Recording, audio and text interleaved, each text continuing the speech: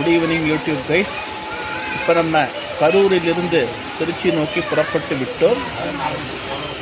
Salem Mayiladuthurai main line electrical multiple unit express இதில் தான் நம்ம ட்ராவல் பண்ணிகிட்ருக்குறோம். இது இப்போ மெயின்டெனன்ஸ் வேலை நடக்கிறதுனால கரூர் வரைக்கும், கரூர் டு சேலம் கட் பண்ணி விட்டுருங்க. கரூர்லேருந்து தான் கிளம்புது. ஸோ தட் நம்ம கரூரில் வண்டி காலியாக இருந்ததுனால கரூரில் ட்ரெயினில் ஏறிட்டோம். அங்கேருந்து நம்ம திருச்சிராப்பள்ளி நோக்கி சென்று கொண்டிருக்கு. இது எக்ஸ்பிரஸ் ட்ரெயின், இது பேசஞ்சர் ட்ரெயின் கிடையாது. It is and purely express train. Express fare தான் வாங்குகிறாங்க. பார்த்தீங்கன்னா கரூர்லேருந்து திருச்சிராப்பள்ளிக்கு 45 ரூபா ஃபேரு. இது மயிலாடுதுறை வரைக்கும் செல்கிறது. குறிப்பாக சேலத்திலிருந்து டெல்டா மாவட்டங்களுக்கு செல்வதற்கு சூப்பரான ஒரு ட்ரெயின். மெயின் அது எல்லாமே வண்டியிலே எல்லா டாய்லெட் ஃபெசிலிட்டி எல்லாமே இருக்குது. Newly manufactured Bharat earth movers limited rack.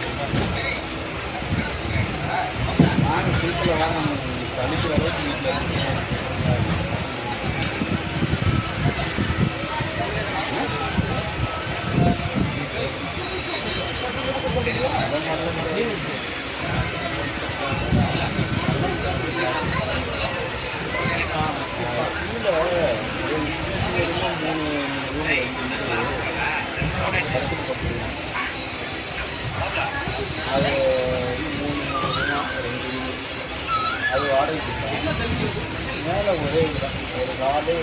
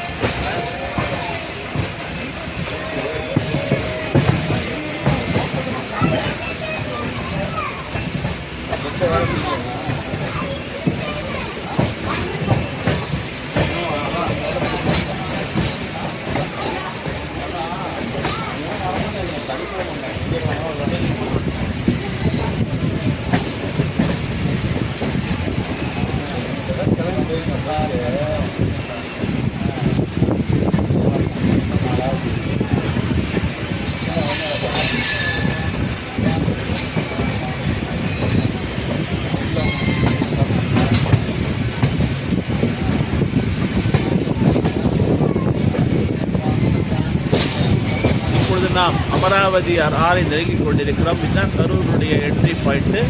Bridge number 158A.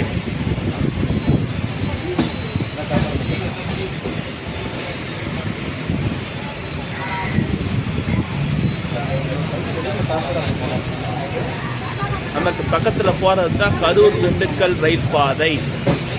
இது ஆக்சுவலி என்ன பார்த்தீங்கன்னா, இது முதல்ல இது கிடையாது. 1988 ஆகஸ்ட் 6ஆம் தேதி அன்றைய பாரத பிரதமர் ராஜீவ் காந்தியால் நாட்டுக்கு அர்ப்பணித்து வைக்கப்பட்டது.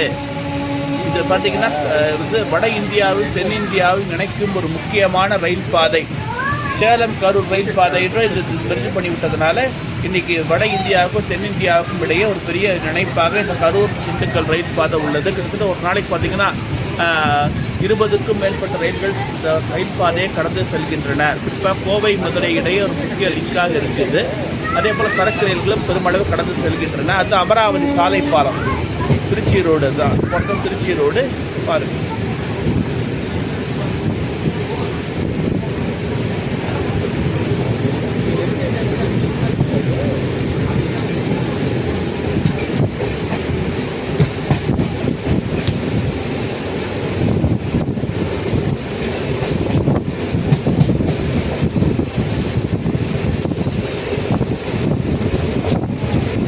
இப்போ பசுபதிப்பாளையம், இடம் பேர் என்ன பசுபதிப்பாளையம். இங்கேருந்து பார்த்தீங்கன்னா தான் உங்களுக்கு திண்டுக்கலுக்கு ரயில் பாதை பிரியுது. கொஞ்சம் தூரம் போன உடனே அப்படியே திரும்பிடும்,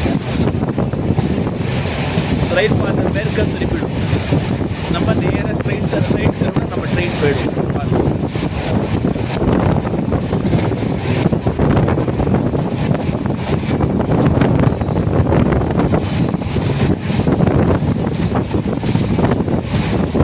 ஒரு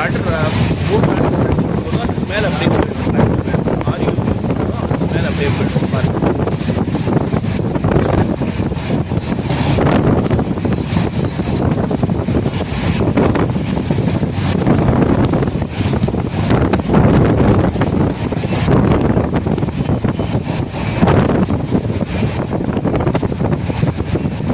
இங்கிருந்து திண்டுக்கல் சுமார் 75 கிலோமீட்டர் தொலைவில் உள்ளது.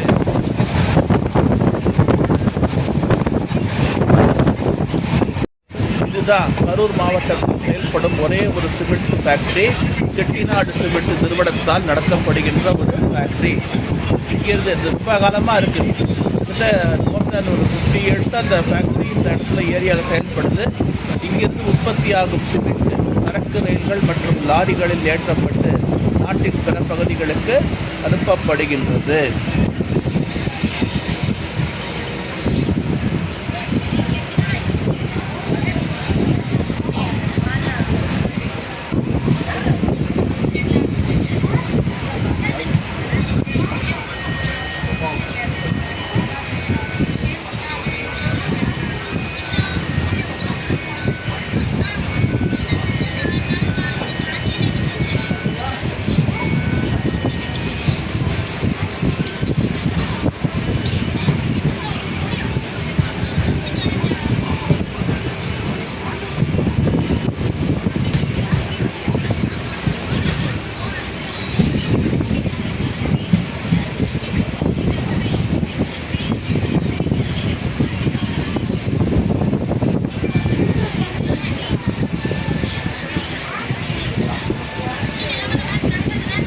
நம்ம ஏசாப்பில் இருக்கு பார்த்தீங்கன்னா இந்த லைன் தான் வந்து சிமெண்ட் ஃபேக்ட்ரிக்கு போகக்கூடிய சைடிங் லைன்.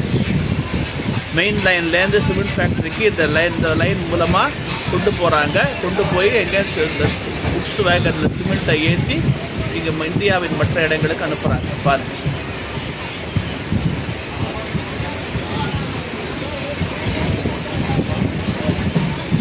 ஸ்டேஷன் பேர் வீரராசியம் பேர். இங்கே தான் வண்டி நிற்கும் கொஞ்சம் நேரம்.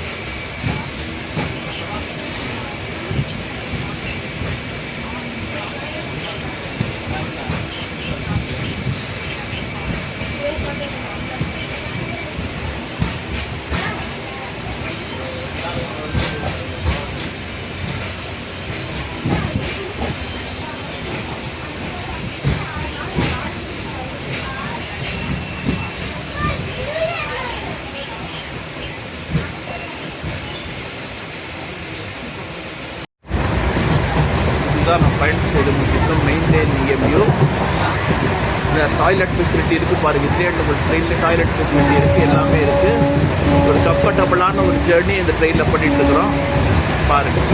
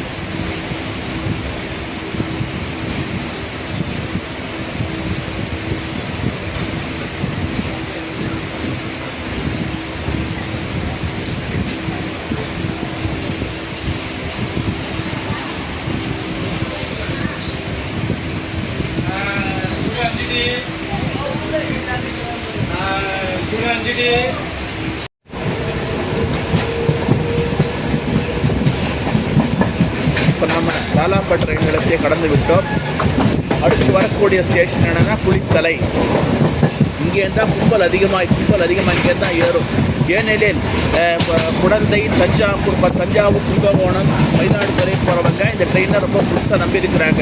குறிப்பாக மேற்கு மாவட்டங்களிலிருந்து, கரூர் மாவட்டத்திலிருந்து டெல்டா மாவட்டங்களுக்கு செல்லும் மக்கள் இந்த ட்ரெயினை தான் முழுசாக நம்பியிருக்கிறாங்க. எனவே இந்த குளித்தலையில் அதிகமாக கும்பல் ஏறுது.